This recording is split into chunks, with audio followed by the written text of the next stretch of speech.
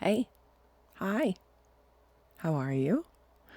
It's been a while. You guys, I'm sorry, I've left you hanging for so long. Um, I've been ill. But first and foremost, hello. I hope you're having a good day or night or time or whatever, is happening around you currently. Um, I am, as always, bevied and baked. I am drinking a Diet Dr. Pepper today. Not even like a Dr. Pepper Zero or anything like that. I got it correct this time. Usually I mess it up. I'm drinking a Dr. Pepper Diet. It's so good. Again, I should drink water, but whatever. Gestures broadly at the world around me. Anyway, so yeah. I also have a incense burning. It is a saffron and amber. It smells so good. Um, but yeah, I have been ill as of late for like a month, honestly. I had a cold that lasted a couple of weeks, like almost 2 full weeks. And then I went to a Sleep Token show when I was finally feeling better. And my throat started to hurt like the day after. And I was like, it was probably just because of the show, right? Because the show absolutely kicked ass. But no, it was indeed a different cold, another cold. And that one really brutalized my voice. And like it's still sort of hoarse. I make it more hoarse as I go on. Actually, that just reminded me I'm going to have my bevy close by. But yes, I've been very ill. So while I have wanted to record, I didn't really want to because my voice it sounded so bad. I could barely speak. But I'm finally on the mend. Knock on wood for me. Hopefully I can avoid any other future colds, but I doubt it. I have a kiddo and it's just not in the cards for me to do that. Anyway, yeah. So I've been ill. I'm sorry I've been gone, but it's really for a reason. But I had such a good time at the Sleep Token concert. It was worth it. Even if that's where I got sick, it was worth it. But yeah, Halloween's coming up. Are you guys excited? I'm super excited. It's going to be a fun time. It's like one of my favorite holidays, especially with kids. Like holidays just become so much more magical, I feel. It just makes it more special. I get to do more and not get to do more, but I do more because I want to make things more special for my son. So in a way, it makes it more special for me. So it's really cool. I'm very excited. I'm excited for most holidays, but I love Halloween because my dark little soul just has a soft spot for it. And also shout out to Gemini Playboi for the idea on this episode.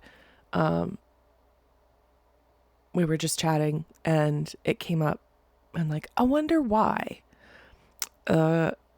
Egyptians worshipped cats, right? And I was like, yeah, I'm not entirely sure. So I looked it up and then I was like, oh, this is why. And then I was like, I wonder, like, I know that like in India, like cows are worshipped or like seen as sacred. So I'm like, I wonder how many animals have actually been worshipped and how they were worshipped in the past, right? The past and the present. So here we are. We're talking about sacred animals today and worship of animals. And based on the topic of today's episode, I'm going to be doing a reading because it's sort of on the spiritual realm, right? And on the side of animals, my intention is sort of going to be regarding like, wow, that was a weird mouth noise. I'm sorry if you heard that. But getting just like clarity, I guess, or asking for clarity on our new family member. And I don't know if I've talked about her, but we have a dog that we adopted a few months ago back in May. And so she's been with us, so I guess for about 6 months. If I did the math right, I don't care about the math, but I love her so much, like ungodly amounts. I love her so much. And in a roundabout way, I guess we start to like worship our pets, because at least for me, I have like pet themed things now, and I wouldn't have that if I didn't have pets. Anyway, my intention is going to be about getting more clarity about like on her happiness, I guess. Or like, just, does she know how much we love her? How does she feel? How is she doing? I don't know, right? It's all for funsies anyway. So yeah, I'm going to do a reading on that. And you all get to join me. I want you to picture me rubbing my hands together when I go. But anyway, I'm going to do a 3-card draw like I typically do. And again, I'm going to let the cards talk to me. I know that traditionally it's either like a from the bottom pull, or, I mean, I guess, I don't know. It depends on what you believe or how you feel about it. But in my mind, it's kind of whatever is best for your intention, and whatever you feel is best for your readings is what you should do, right? But again, I don't know. I'm a little baby. All right. We're getting into the first card. And it is the Wheel of Fortune. Oh, it's cute. It says you have strength and new beginnings, and the cycle restarts. So this represents change, chance, fate, happiness, cycles, destiny, luck, and karma. Oh, I love that. We happened upon a dog, our dog, because I happened upon her. I was randomly one day just looking online, and I was like, why am I looking at dogs? And I text my husband, and I was like, why am I looking at dogs? And he was like, no. But then we kind of talked about it, and I showed him the picture of our girl, and we went and met her. And I told him, I was like, you are not allowed to bring me to meet this dog if you are going to say no. Like, if you are not willing to say yes, and not saying like my husband controls what we do, but it's definitely a decision I feel like we needed to make as a couple, as a pair, as a team, because it's both of our responsibilities, right? So anyway, I was like, you're not allowed to say no if you bring me to her. But we met her, and we all fell in love with her. And I really do feel like for some reason it was meant to happen now in my life where we got her. And I don't know. Anyway, moving on. Card number 2. I could talk about her all day. I don't want to bore you. Unless you're into it, I guess then you're not bored, but other people might be.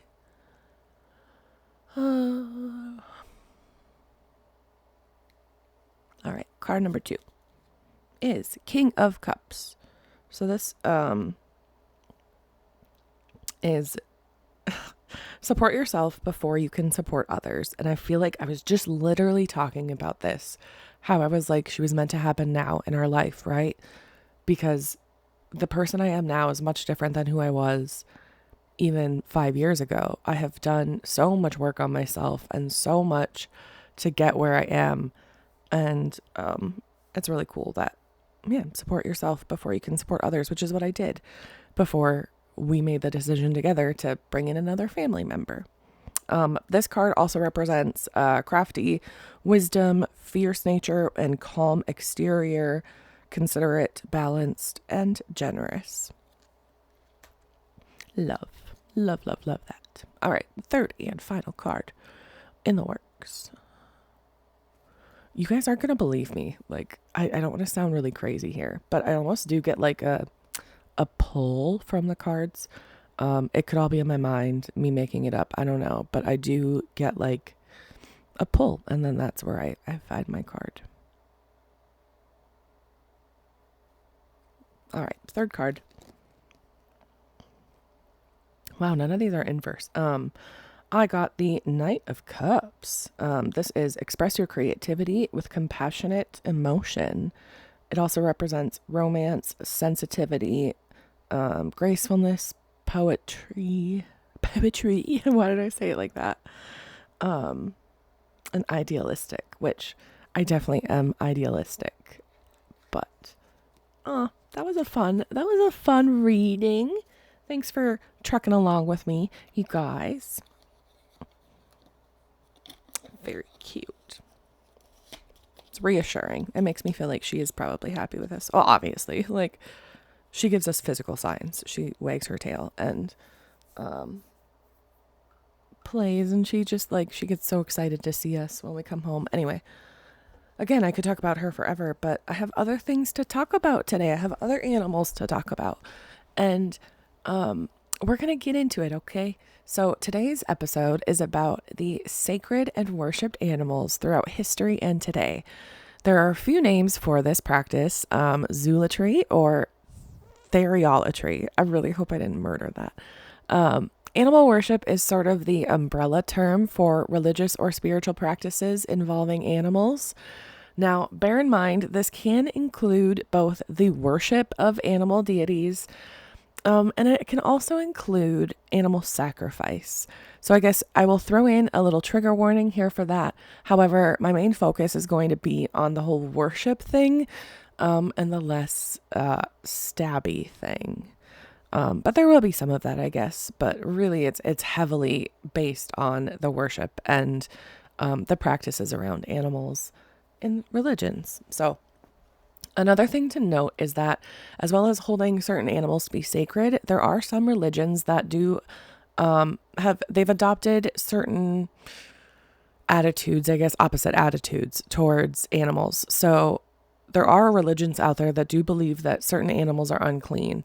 So, like, the polar opposite of this is that there are religions that worship animals, and there are religions that feel that some animals are less than, or I guess, unclean in a way, right? Like, you shouldn't eat them, you shouldn't touch them, you shouldn't be involved with them in any way. Again, I don't really dive into that much because mostly I'm here for the worship of the sacred animals, right? But there was a classical author named Diodorus, and he was sort of responsible for the origin of animal worship in the myth, in which gods, where they were threatened by giants, disguised themselves as wow, I just let a little bit of my accent come out there, huh? These gods, threatened by giants, disguised themselves as animals. The people then began to worship these animals and continued even after the gods returned to their normal state. Again, shout out to Gemini Playboi for the recommendation on this research, because I am so in love with diving deeper into subjects to find out more about them. Like, it just quite literally brings me joy. I am a endless well that needs to be filled, okay? That sounds awful. I meant with knowledge, you sickos. Living up to your name, ball face. Psh, quit. Anyway, for this episode, I was going to start based on, like, popularity and commonality, and then sort of work my way into some more maybe lesser known or perhaps mythical stories around potential worshiping. But I kind of decided to go with more like chronological flow. Honestly, though, it probably will sound more, and or as I researched more, it kind of plays out as more of like a by animal basis. I don't really know if you care. You're probably like, just get into it. So, okay. All right. So we begin we begin by looking at ancient Egypt, where cats were not just pets to the Egyptians, but they were seen as divine protectors, and they were considered to be embodiments of the goddess Bastet. She first appears as early as 2890 BCE. That was really hard for me to say. I don't know why, but I was like 2890. She was originally a fierce lioness warrior goddess of the sun, worshipped throughout most of ancient Egyptian history. Later, she became the cat goddess that is familiar today. She was then depicted as the daughter of Ra and Isis. Bastet was seen as the defender of the king and of the sun god Ra. Bastet was also a goddess of pregnancy and childbirth, potentially because, how many fucking cats you get when you have a bunch of cats around. And also because domestic cats tend to be tender and protective of their offspring, Bastet was also seen as a good mother and sometimes was known to be shown with numerous kittens. Like, how cute. Goals. You know what I mean? Goals. I want to be depicted with many kittens. I don't know what I have to do again to get a cat head and a slender body like Bastet, but I am about to Marine Ponderosa all up in this bitch. And if you don't understand that reference, go watch It's Always Sunny in Philadelphia, okay? Her character is kind of based on Bastet, or like she goes full Bastet. Anyway, stop distracting me. There is a Bubastis temple in Lower Egypt where they discovered, and by they I mean, archaeologists, they discovered a large number of cats that were found to be mummified and buried, with many of them lying next to their owners. How cute! Like, they buried them next to each other. But more than 300,000 mummified cats were discovered when Bastet's temple was excavated. Also, in 1888, a farmer uncovered a burial site of hundreds of thousands of cats in Beni Hassan, which is an ancient cemetery around the center of Egypt. There was also said to be a festival every year to honor Bastet, where a supposedly 700,000 men and women with no children, not like they didn't have kids, but they did not bring kids with them, they gathered and they got drunk. And I mean like drunk. Okay? The women would engage in song and dance while on their way to this festival.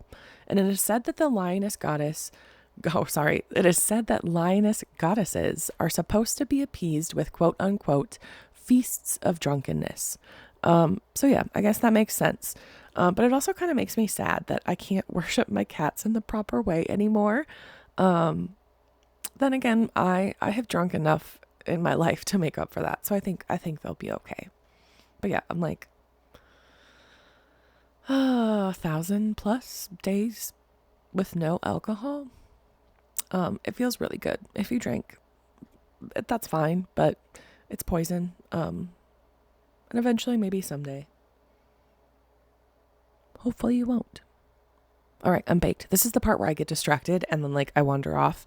And I need to come back to it. Okay, so Egyptians did not just have a special place in their hearts for cats, but they also had several other animals that they tied to gods or goddesses.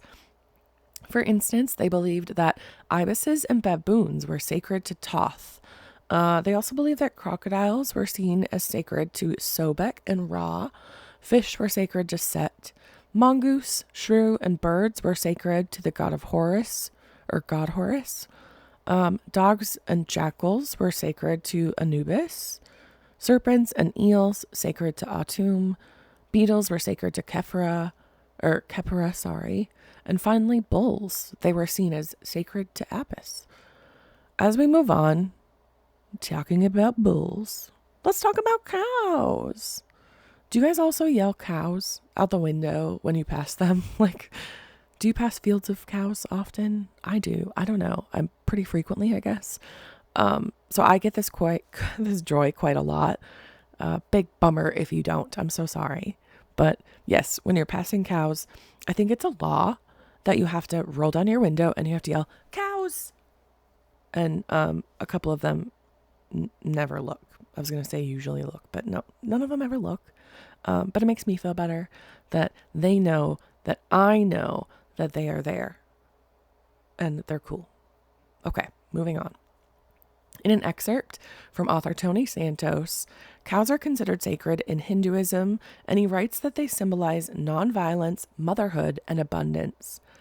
Also, in Hinduism, Lord Ganesha, one of the most beloved deities, is depicted with the head of an elephant, which represents wisdom and intelligence. And on that same vibe, the eagle Garuda serves as the mount of Vishnu, embodying the strength and swiftness of the divine intervention. These animal symbols are not just relics of mythology, but continue to influence modern Hindu practices and beliefs today. Moving on. I don't know why I have to keep saying moving on, you guys. Moving on. Elephants, bamboos, and bears. Oh my. Bears are also known as an animal that are connected to the gods. In many cultures, in fact. There's evidence that connects the Greek goddess Artemis with the cult of a bear. Girls danced as quote-unquote bears in her honor and might not have married before undergoing this ceremony. According to the mythology, the goddess Artemis once transformed a nymph into a bear and then into the constellation Ursa Major. Ancient bear bones were also discovered in several different caves and their peculiar arrangement is believed by some archaeologists to be evidence of a bear cult during the Paleolithic era. Which, cool, get it, fam. The Ainu people, who live in the select islands in the Japanese archipelago, call the bear kamui in their language, which translates to God. While many other animals are considered to be gods in the Ainu culture, the bear is the head of the gods. For the Ainu, when the gods visit the world of man, they don fur and claws and take on the physical appearance of the animal. Usually, however, when the term kamui is used, it essentially means a bear. The Ainu people willingly and thankfully ate the bear as they believed that the disguise, quote, the flesh and the fur, of any god was a gift to the home and that the god chose to visit. It was a gift to the home that the god chose to visit. Not too far off, I guess, from Christianity, where they eat the body and drink the blood of the Son of God. A bit different, but similar. Like, man, you guys, when I first started researching this project or topic, I wasn't quite sure that there would be a lot to talk about, but I was really, really, really wrong. I just want you to know that. I was so wrong. I was like, okay, I know about cats and cows. And I guess I knew about like the lamb from Christianity, but wow, there's so much more. And I'm not even going to cover all of it with you. But now we get to talk about whales. I love whales. In many cultures, they are in awe of whales and tend to feature them in their mythologies. A prominent whale cult in Japan around the coastal areas has an interesting way of showing appreciation. Here, there are cemeteries with memorial stones dedicated to the whales, which were hunted and killed to feed the people. Buddhist epitaphs are on these stones, which imply that Buddha is reborn as a whale in their beliefs. Sorry, bevy break. Also, I just heard my cat outside my bedroom. Or is that my dog? You guys wouldn't know, but... All right, bevy break. Done. All right, so in Alaska, there are cultures that have ceremonial tributes to whales after they are captured in a hunt. Some tribes bring them the hump, the fins, or the nose of the whale into their camps. These parts of the whale are meant to represent the entirety of the whale and are honored during the festival. The bones of a whale are also given ritual treatment. The Alaskan tribes that participate in these acts believe that their ceremonies protect the whale's soul from injury, and the soul can then be returned to the sea freely. I think that's really cute. But speaking of the sea, let's circle back to cows. Right? All right, specifically cattle and buffalo. Many religions have considered cattle sacred, including Hinduism, which we talked about a little bit earlier. Alongside them, the ancient Greeks and Egyptians also often considered cattle and buffalo sacred, therefore ensuring that they are respected and killing them as often in a sacrificial... Oh my gosh, you guys. I'm so sorry. I feel bad you have to deal with me. But killing them is often a sacrificial function. The Angoni of Central Africa and the Sakalava of Madagascar keep sacred bulls, and in India, respect for the cow is widespread, but there is little actual worship of the cow. However, the products of the cow are important in magic. There are also ties to sheep in religion and in folklore. The ancient Egyptians worshipped several gods with the head of a ram. I don't know if it necessarily qualifies, but in Christianity, they do view the lamb as Jesus, I guess, or like as the Son of God. They do so because they see the lamb as gentle and innocent, but they also represent sacrifice. The blood of the lamb represents the blood of sacrifice.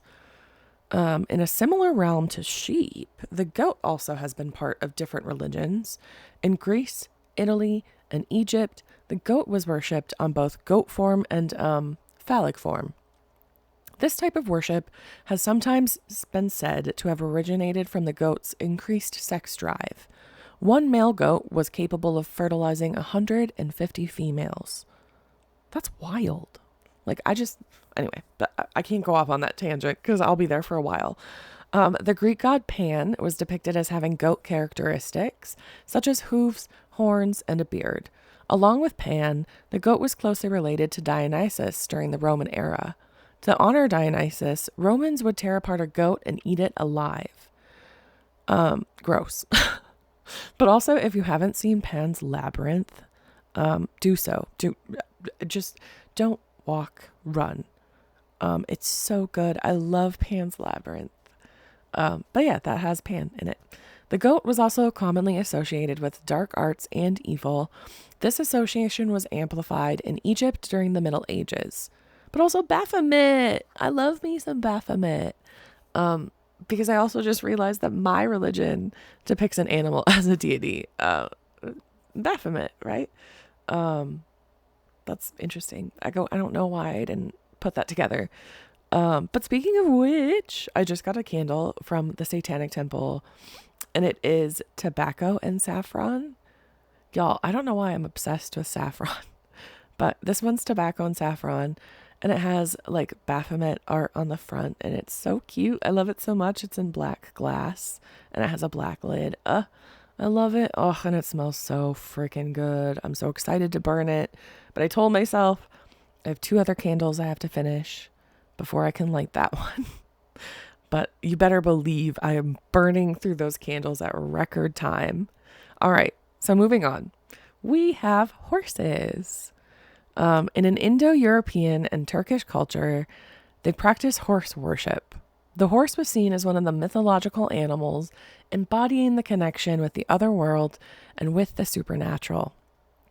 In the beliefs and rites of the nomads, the horse is seen to have the ability to drive out evil forces from the human body. And also, horses are godlike beings to the Romani people.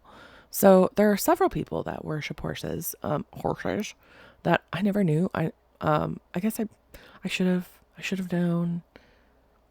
I guess I say I never knew. I probably did and I forgot. I don't know. But that part was like, wow, that was interesting.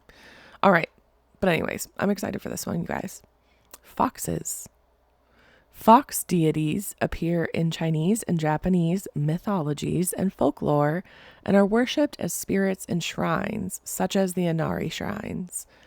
In Chinese, Japanese, Korean, and Vietnamese folklore, foxes are powerful spirits that are known for their highly mischievous and cunning nature, and they often take on the form of female humans to seduce men.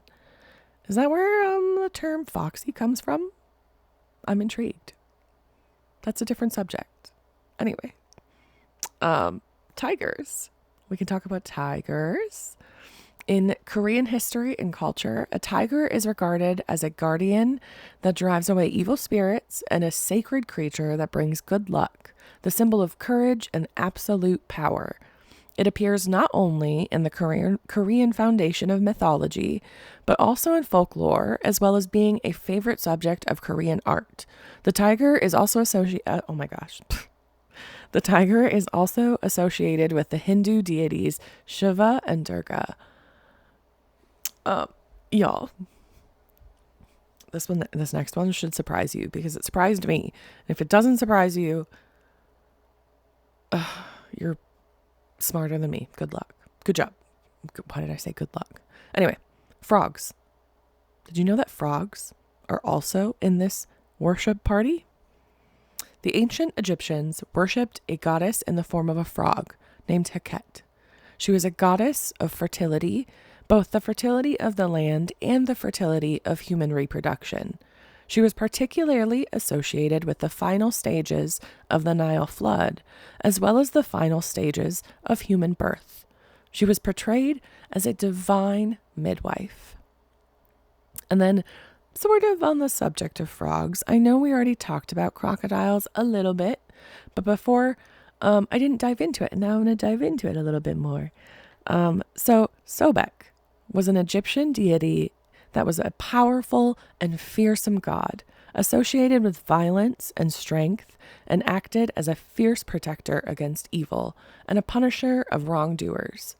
It is easy to see why he's associated with the crocodile, which similarly is just an absolute beast of a creature.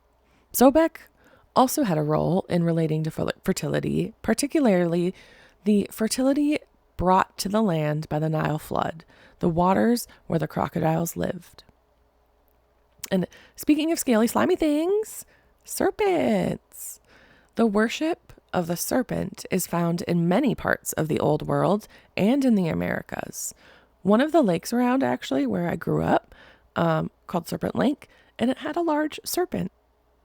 Like, it was just cool. It was a cool statue, I guess you would say, right by the lake shore, and it was huge. I have a photo of it somewhere. It was pretty cool.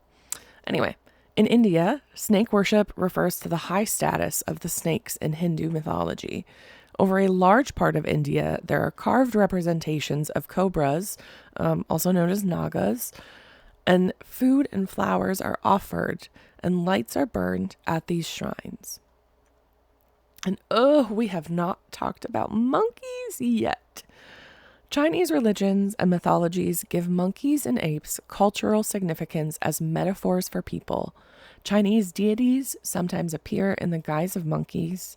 In traditional Chinese folk religion, monkeys are supernatural beings that could shapeshift into either monkey demons or were-monkeys. And holy shit, I had a dream about these when I was a kid that has burned into my mind forever. And I'm going to tell you about it. And when I stumbled upon this, it kind of shook me a little bit. I'm not going to lie, because I had this dream, I think when I was like 6.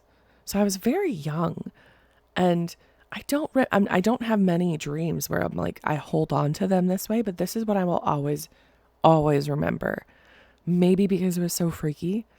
But when I read about were-monkeys, I was like, no. Because hear me out. Okay, so I was like 6, right? And I had a dream one night that I had woken up from a nightmare. In my dream, I had woken up from a nightmare, and in my room were these monkeys that were like were-monkeys, and I'm not even joking. Like, they had like werewolf characteristics, but they were monkeys, and they were all over my room, and they were so nasty, and I was terrified. So I remember running through my house, and everywhere I looked, these were-monkeys were around. And I remember getting down into my kitchen. This was in my old house that I grew up in, my very first house I remember. But I went downstairs into the kitchen, more were-monkeys everywhere. And around the corner, like through our kitchen, there was a telephone hanging on the wall to the left. And I remember trying to grab the phone when one of the were-monkeys like grabbed onto it and grabbed my arm. And in this point in my dream, I was, of course, just like a little kid, terrified, scream crying. And not too far from the phone was my parents' bedroom. So I ran to my parents' bedroom, which was not that far. It was straight ahead, and then to the left, and then to the right through this like little hallway thing. So I run into my parents' bedroom, and my parents are laying in bed in the covers. They're sleeping, and they look normal, right? The back of their heads, I can see them. Neither of them are facing me, but I can see the back of their heads and I'm like, oh, thank goodness, right? Little old me is so relieved, finally just ready to like get in the protection of my parents. And I remember like grabbing my dad's shoulder.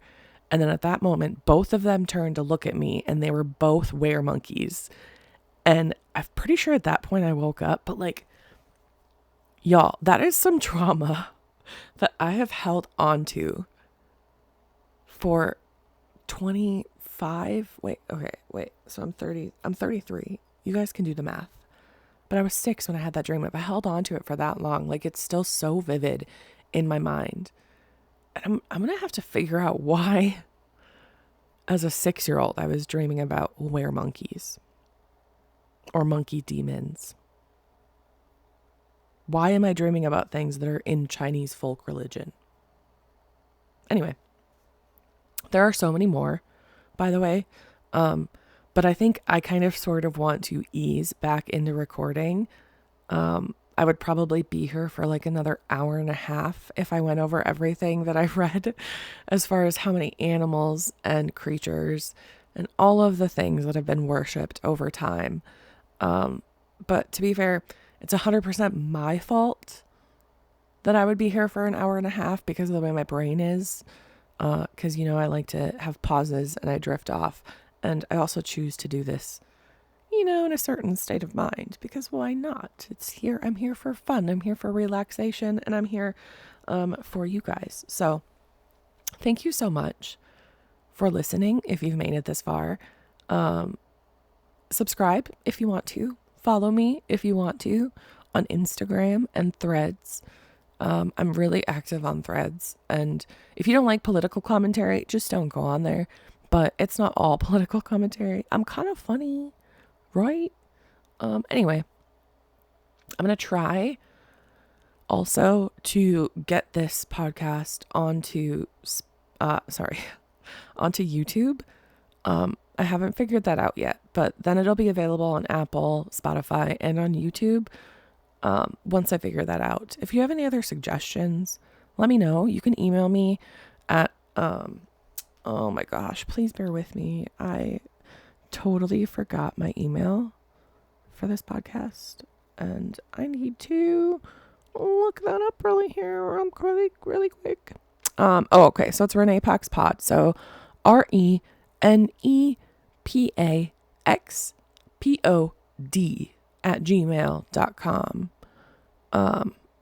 So yeah, you can email me if you want any suggestions for episodes or feedback. I'm open to feedback. Don't be mean though. Like if you're a nasty person, you just have no business being in my life. So just forewarning, you're going to get shot down real quick. But anybody else, you are more than welcome to fill my inbox and fill my comments and interact, because I love to have the ideas of other people and the minds of other people surround me, because I think there's nothing more valuable in this world than sharing the knowledge that we have with each other and sharing thoughts and ideas and questions, and just having that communication with each other, I think is just so crucial. So I will never shut down that opportunity unless you're really just taking advantage of it. So please reach out. I would love the feedback. I would love to have ideas and all of it. So anyway, have such a good night or day or interstellar travel. I don't know. Okay, bye.